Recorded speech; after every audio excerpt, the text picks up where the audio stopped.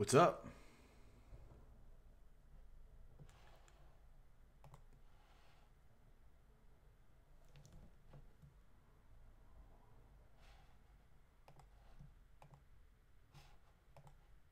Hey.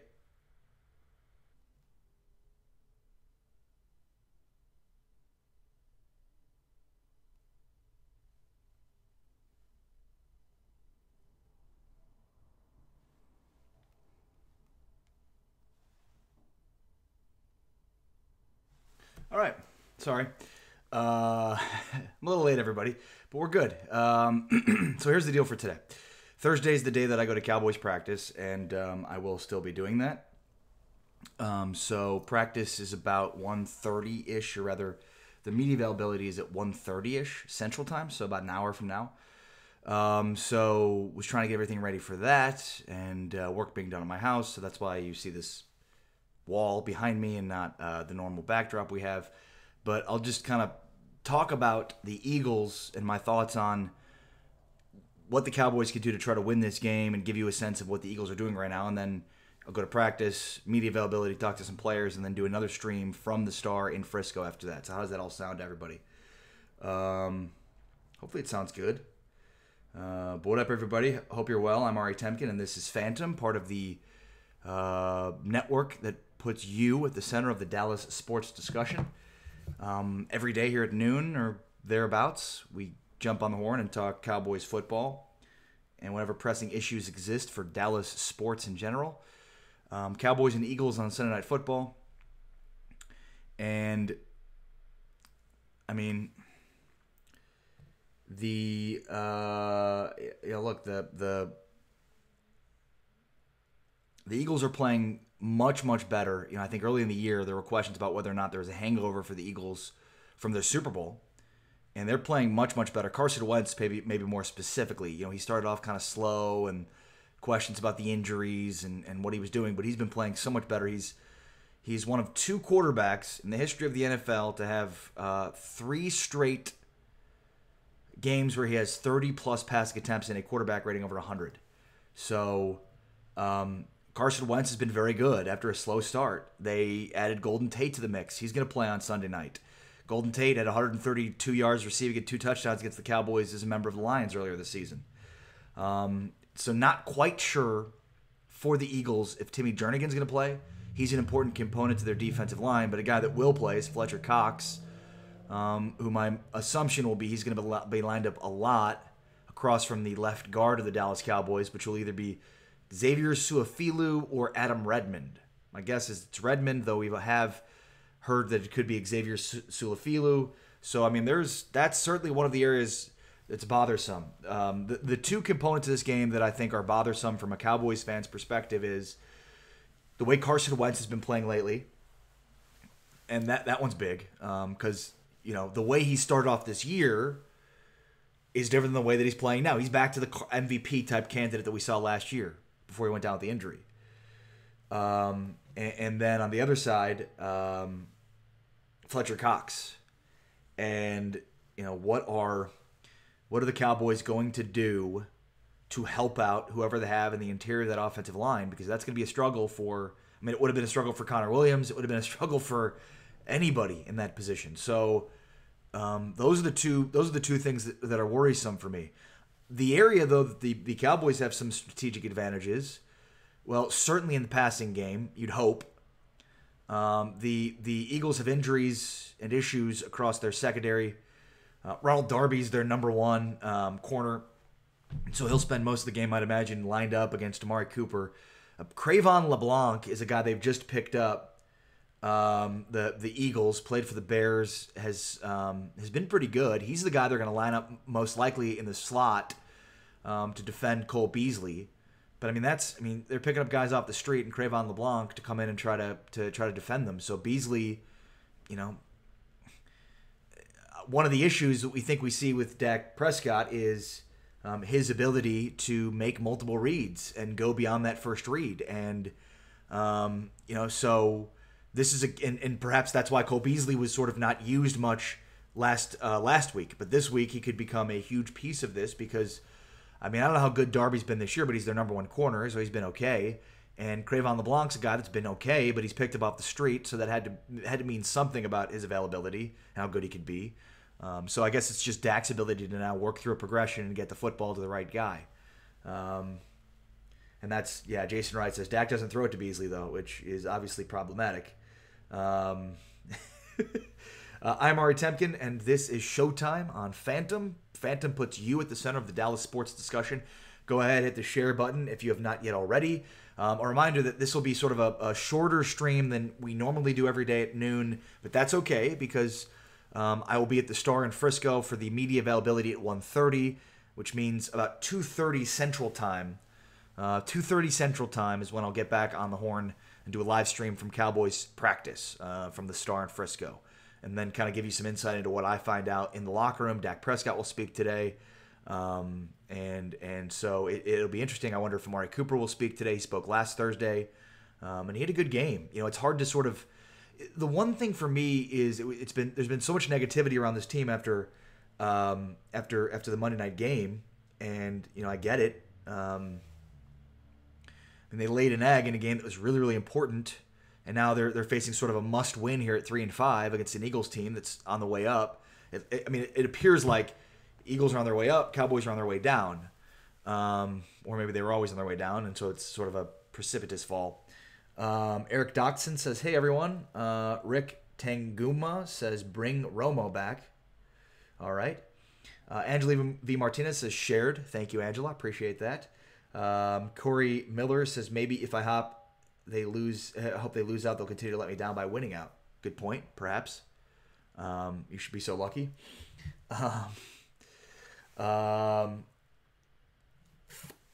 All they have to do is put pressure on Dak in this O-line, and Dak will turn it over. Ridiculous. He'll hold on to it for too long and get sacked. Yeah, it's hard to disagree. And hold on one second. Maybe I can get some more light in here. There we go. Hey. Oh, look at that. Joe Tranchina says shared. Danny Easley says, so every time I say Cowboys will win, they lose. So I'm going to go Cowboys lose 35-14. I love this. This is the part of the year where fans are going for the opposite. Is it like, well, I've been predicting they're going to win, so if I predict a loss, perhaps it will work out better for me. And look, I hope so. I want to see this team be competitive, especially against the Eagles, where you've got Eagles players talking smack about Cowboys and probably more importantly, Cowboys fans. Eric Kashani, reverse psychology, Patrick Kahn. By the way, check out Patrick Kahn's avatar. Everybody has another reason to hate Patrick Kahn, or one reason to hate Patrick Kahn. Now he's dressed up like Jason Garrett in his avatar. Patrick Prescott tagging some people. Thank you for doing that. Tagging the Roca family. Appreciate you doing that. The area that's most concerning to me is that left guard position against Fletcher Cox. For obvious reasons. Fletcher Cox is an absolute beast on the interior of that defensive line, and he's going to open up some things for that Eagles pass rush. Eric Kashani says, let's get Garrett and Linehan out of here. Hope the Eagles win. God, is that where we... Eric, is that how it's happening now? This is the Eagles here. You've got to... regardless of how you feel about Jason Garrett, you've got to root against the Eagles. Eagles players are talking smack about the Cowboys and their fans. Even if you don't want Garrett to be here for the future, and I agree with you 100%, you still got to hold on to the only... Since Jason Garrett won't say anything about it, since players probably won't say anything about the smack talk that we've heard from the Eagles, the only thing you can do to defend yourself as a Cowboys fan is to hope for a win. And then that perhaps could quiet them down. Keith Jones says shared. Thank you. And again, a reminder to everybody that today I'll be live from the Star in Frisco after practice. So stay tuned for that a little bit later on. All right, so I did promise that I would give you my 2 cents on how the Cowboys can win this football game. And Patrick Kahn, I'm certainly curious for your thoughts on how you think the Cowboys can win this game, if you think they can win it. But I also think, were we expecting to see massive changes on offense? Maybe. Were we expecting to see something a little bit better than the 14 points they put out? Absolutely. So I think that was the most disappointing part after they had, a bye week, the trade for Amari Cooper, the offensive line, change up. And so there's obviously disappointment from that. Angela Martinez, yeah, 2:30, yes, 2:30 Central, absolutely, for post-practice stream. But Cooper looked good. We knew what he'd be able to do, which is get open, and he did that. And the times that Dak got him there, found him. Those were positive plays. And I mean, obviously, the only exception to that would be the interception, where he was really never open. But I guess the only thing that I think of to sort of sell some optimism here would be that it was just so quickly hurried together that even if they practiced together over the course of the bye week and throughout that time, that they couldn't do anything to supplement actual game experience. So they'll be better off for the first game, and that they'll be improved. I'm talking about Dak and Amari working towards the second game. Second game they're playing together. Here's what I will say, though. The offense put up 14 points last week, but I still think that doesn't mean it wasn't improved. Tim Moore on the house. What up, buddy? Is the audio and the video off now?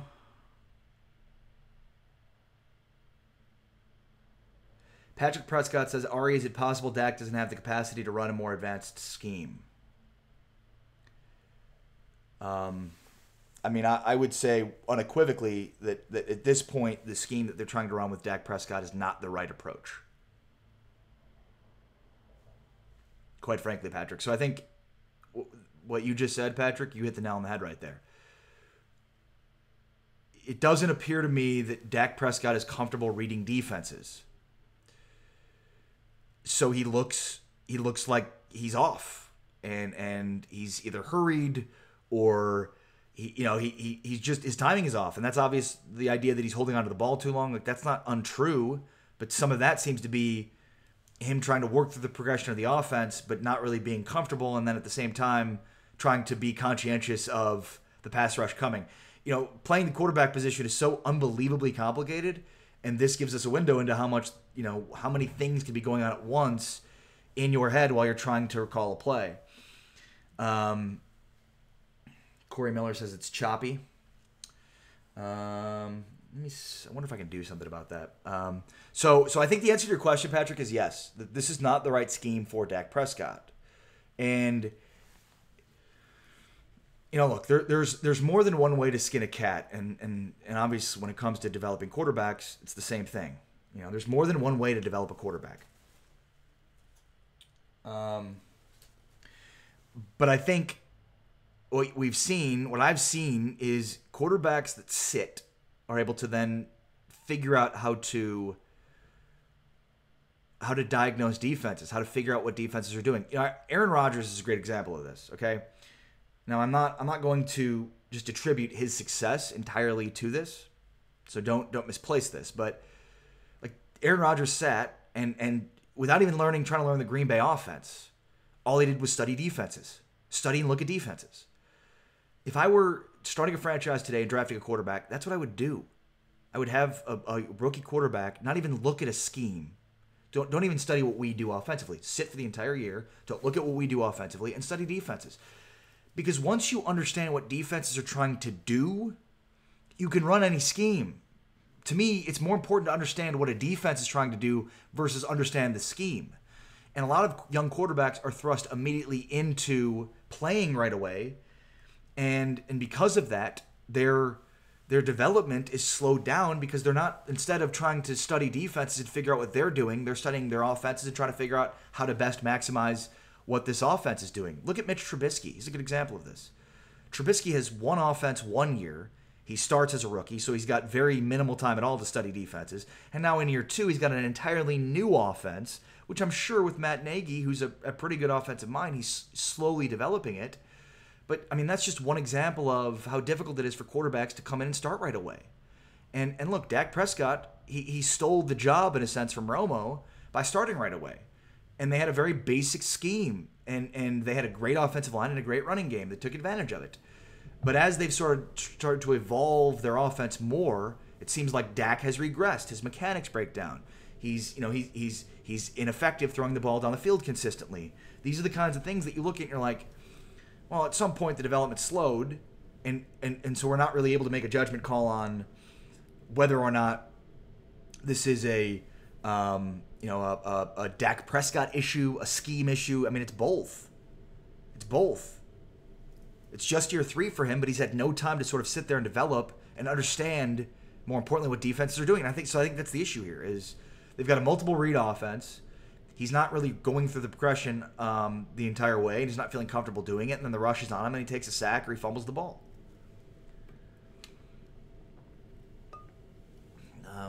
Cristobal Roca says, are right tackle and right guard and Fleming at right tackle?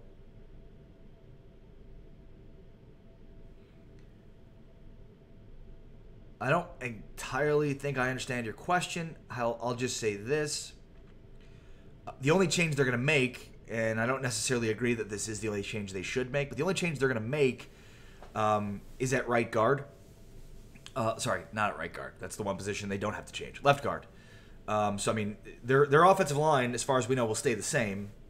Looney at center, Martin at right guard, Lyle Collins at right tackle, Tyron Smith at left tackle, and then I'm assuming Adam Redmond at left guard, though I'll find out more today when I go to practice. But either him or Xavier Suafilu. Let's see here. Corey Miller says, some games the offense clicks, most they don't. It's a problem with the tailored play calling for each team or lack thereof. It's a good question. It's probably a little bit of both. I mean, I just think in a broad scope, like, pare it down. You know, certainly they need to see if this is a guy that can win within a multiple read type offense, but it doesn't appear that he's able to make multiple reads. The first read's there, he balls out, and it's a good pass. It's a good route. Like, go back and look at the film on the Monday Night Football game. Early on, first read, it's there, he's throwing, and that's where it's going. The Amari Cooper interception, first read, it's there, it wasn't there, and that's where he's going. I mean, when he's forced out of his first read, he seems to be making the mistakes. That's at least what I noticed in the Tennessee game, and it's certainly something that's been brought to my attention. So, I mean, to answer your question, it's a little bit of both. G. Garcia says, who will you be interviewing today? It's a good question. Who should I interview today? Henry Munoz says, late, but I'm here. Patrick Prescott says, well, maybe less freaking yogurt commercials and more studying for Dak Tebow. But that's the thing, right? Like, you can do yogurt commercials and still find ample time to study and do the things necessary to become a complete quarterback. The proof, though, is in the pudding, in a sense. The guys that work hard, that are studying film, that are looking at defenses, like, you can see. You see the differences. And I'm not trying to say that Dak Prescott doesn't work hard. I'm sure he works exceedingly hard. But it's a fair question, and I don't think it means, like, the time he's filming commercials is the only other time he could be studying film. I mean, there's probably other examples where he might not be. And that's what it comes down to, is he doesn't seem like a guy that's comfortable making multiple reads, doesn't seem like a guy that's able to read defenses. Chris Bennett says, Tebow won a playoff game unlike Dak. Ryan England says, do you pronounce both like I do with an L? Both? No, I don't think so. Both? Both? Both? Both? Both? Both? Patrick Kahn says, Ari, I'm told he doesn't use all the resources available. Yeah. And I filmed a video with Dalton Miller about Dak Prescott. It's going to be up later on tonight. And Dalton makes the same suggestion. That what he's heard, is that he's certainly not making the best use of his time. And again, like, what I've always complained about athletes who like Instagram and like post on Twitter and Facebook, like, look at how hard I'm working out. Like, look at me working out. Here I am working out. Like, the thing that I've always complained about that is, like, you don't have to tell us how hard you work. We can see it. Like, that's what's great about sports. The guys that work hard, you don't have to tell me how hard they work. They don't have to tell me how hard they work because I can see it.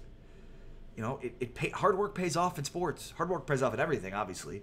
But it's obvious the guys that work hard and put in the work in order to be great versus the guys that don't. And, I certainly think that from what we've seen so far in the development of Dak Prescott, there's obvious questions about his ability, his work ethic, quite frankly.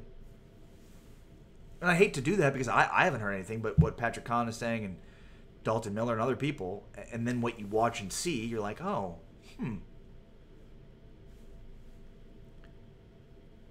David Alejandre says, so why extend him, lowball him, and go after another quarterback? Let's not act like we take everything that Jerry Jones says as the gospel.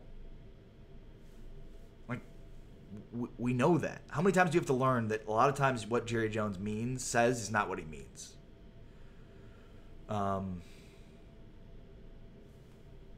So, I know that he said that on the Fan, but what he didn't say is that Scott Linehan's basically incompetent and Jason Garrett his days are numbered.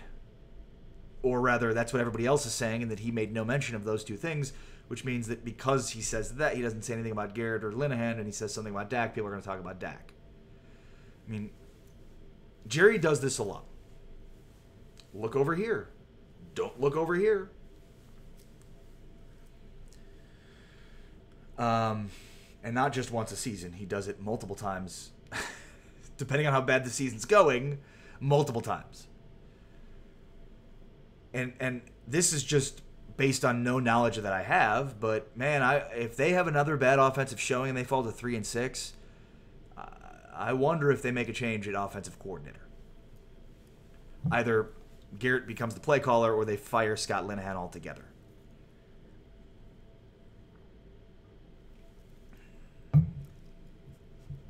Neil Favre says our offense is so bad that our defenses give it up. I mean,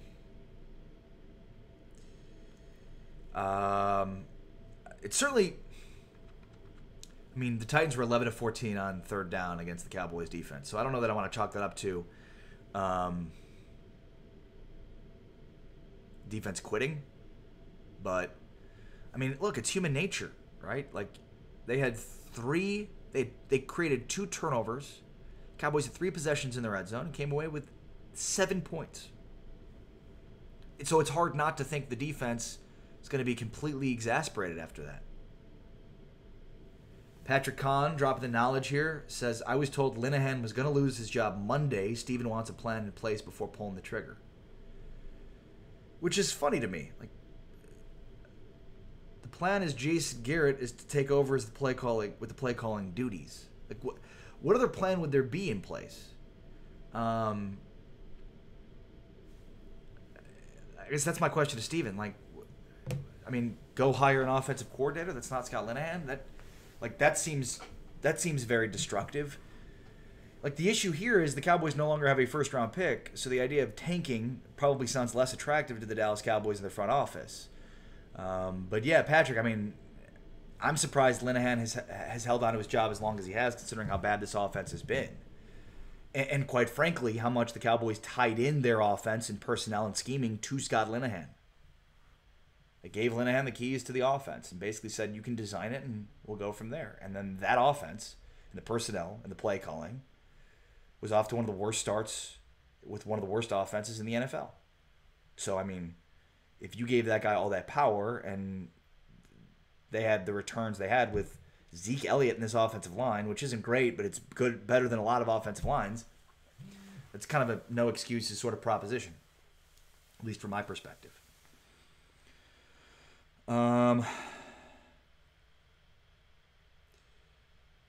Eric Kashani says Hugh Jackson is going to be our OC. Man, I'd rather have Tony Romo call plays.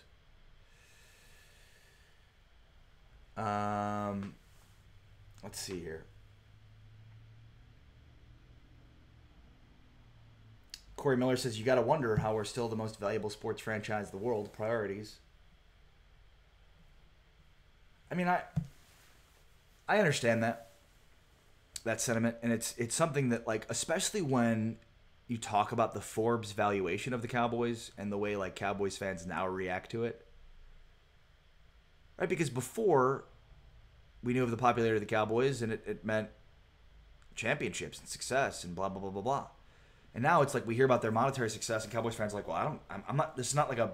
That's not a benefit for me. Like that's cool. There's a lot of fans of the Cowboys. Awesome. The Cowboys are making a lot of money. Great. But I'd like to see it translates to wins and losses. The thing is, I don't think. The question is whether or not they make decisions for the that are detrimental to the organization for the sake of profits. Right. That I think that's what people say when they talk about the amount of money that the Cowboys are worth. Petricon, we knew you wanted Romo, Ari. It's on tape now. I'll take Romo as the offensive coordinator over Hugh Jackson. I'm just kidding. I won't. Actually, Hugh Jackson's not a bad offensive coordinator. So I guess like the point that I'm trying to make is if the Cowboys are worth all this money, do they make decisions then that are for the benefit of more monetary gains at the expense of success on the field? Because I don't know that the answer to that question is yes. I don't. I mean, the idea here is they can do both. And making money hasn't gotten in the way of winning. And if it has, let me know where you think that has happened.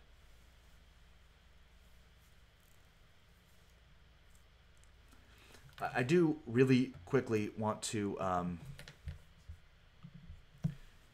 Oh, I forgot to change that out. Well, look. There's kind of a backdrop there. What if I just did it this way? Let's just drop the image in this way. How about that?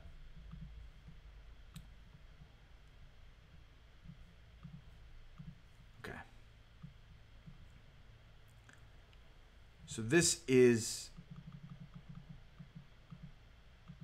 a quote from Jason Peters.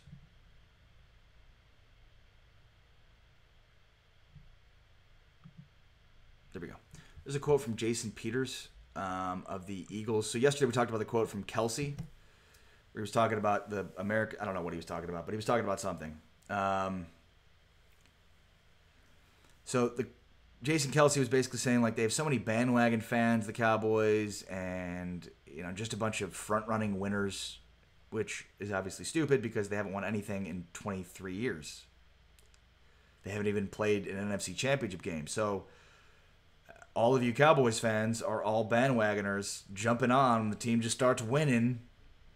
Never only going to jump off the bandwagon when they start losing. So here's the quote from Jason Peters. Of course, I don't like the Cowboys, said Peters, who claims to be a longtime Buffalo Bills fan. It's just the arrogance. The organization, America's team. Right now, they're not winning. Let's see how many people jump off their bandwagon. So that sort of seems like stream of consciousness. Like, I don't like their arrogance. Next sentence, the organization, America's team. So I guess he's saying they are arrogant because they're America's team?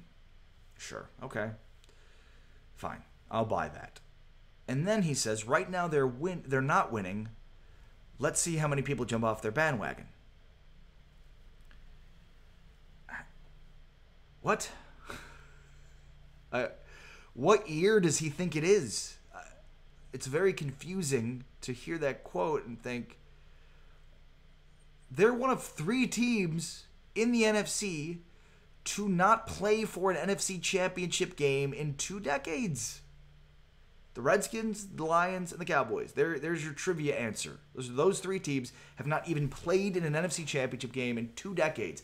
And you're talking about, let's see how many people jump off their bandwagon? Oh, I mean, I would imagine the people that are jumping off the bandwagon have already done so.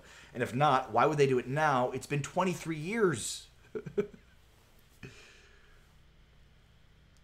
It's the thing that bothers me. What do you want Jason Garrett to say?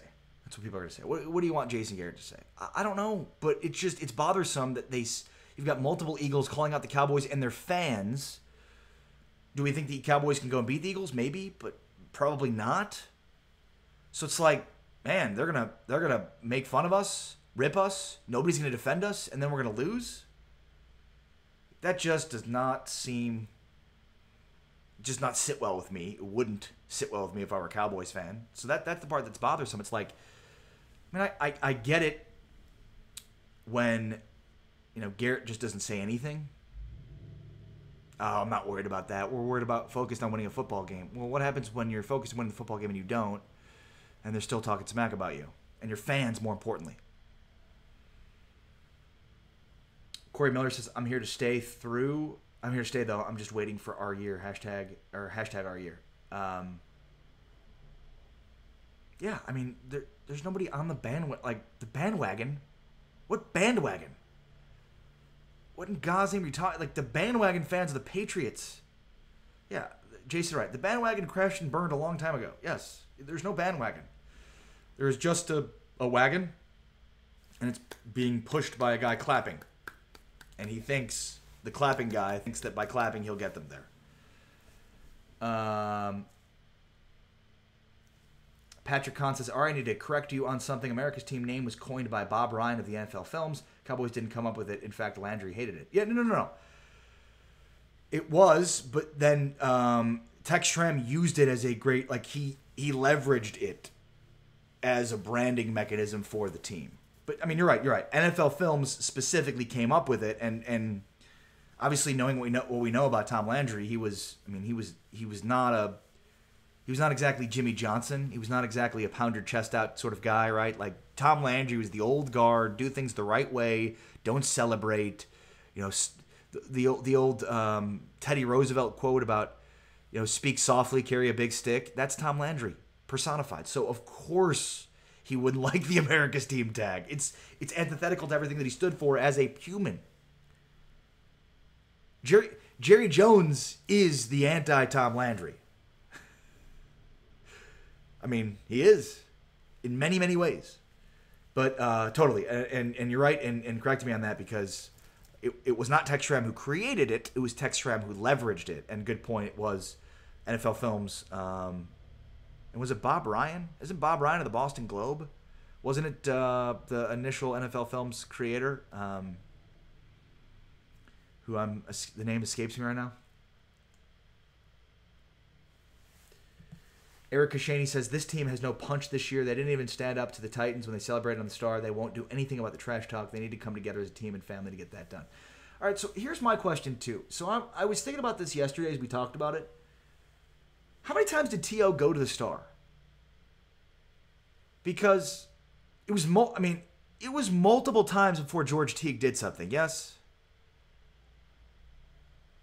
So to defend the Cowboys a little bit, even the George Teague time took like 3 or 4 T.O. running to the Star times. Like, it was not the first one.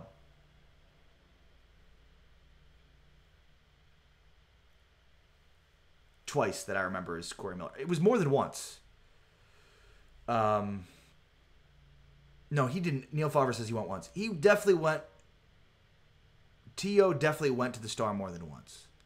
Or you're saying T.O. went to the Star, and then Emmett went to the Star, and then T.O. went to the Star, and Jason Wright says, see Ari, work calls. Later, buddy. And again, I'll be live from the Star in Frisco after Cowboys practice today at about 2:30 Central. Patrick Kahn says one time, and then Teague did on the second. Well, there you go. So there you go. If Byard had done it a second time, then he would have been speared. It was just that he did it once.